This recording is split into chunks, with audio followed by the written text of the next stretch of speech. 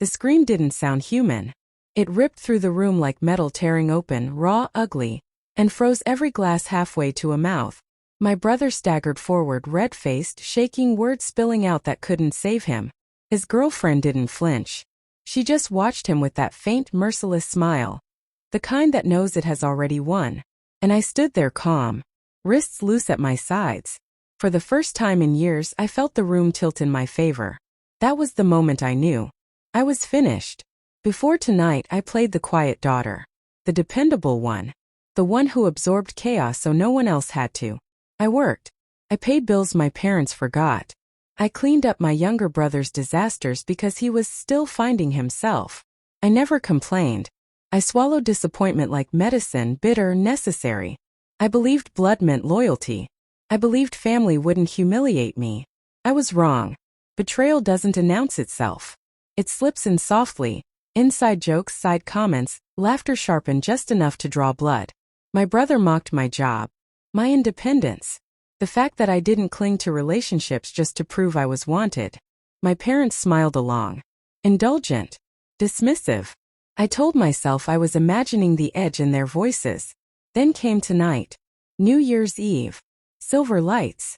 The illusion of unity.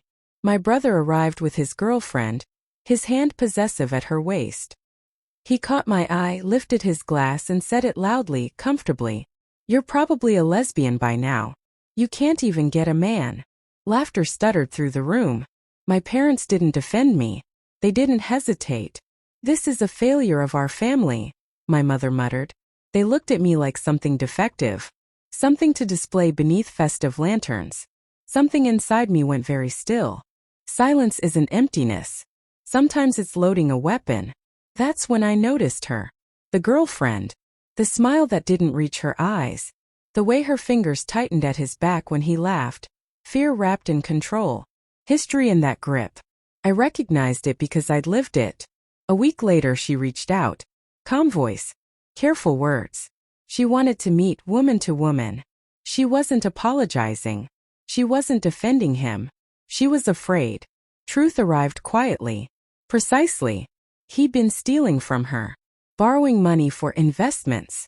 Using her name for debts he never intended to pay. Charm sharpened into threat.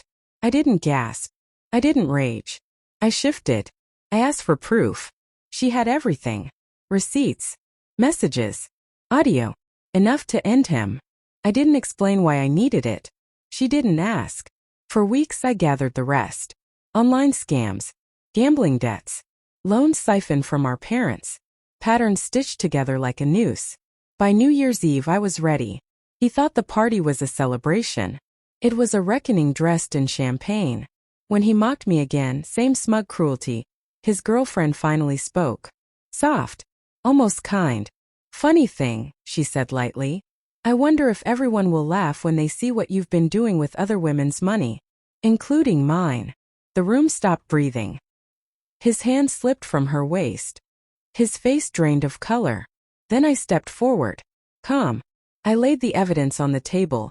Emails, transfers, recordings like cards in a final hand. His voice. Promising. Lying. Manipulating. My parents went pale. Their golden boy stripped down to bone. He lunged. Shouted. Begged. Raged. Then he screamed. Not because he was losing us. Because the world was finally seeing him. I didn't argue. I didn't raise my voice. I pressed send. Authorities. Victims. Every place the truth belonged. Silence swallowed the room. He collapsed into something small and real for the first time in his life. My parents looked at me differently, not with love but recognition. They finally understood who they had sacrificed me for. I didn't stay. I walked into the cold night. Fireworks burst overhead like quiet applause. They called my name. I didn't turn back. They chose their son. I chose myself. That scream still echoes sometimes. Not as trauma, not as guilt. As proof. Silence is never weakness. It's preparation.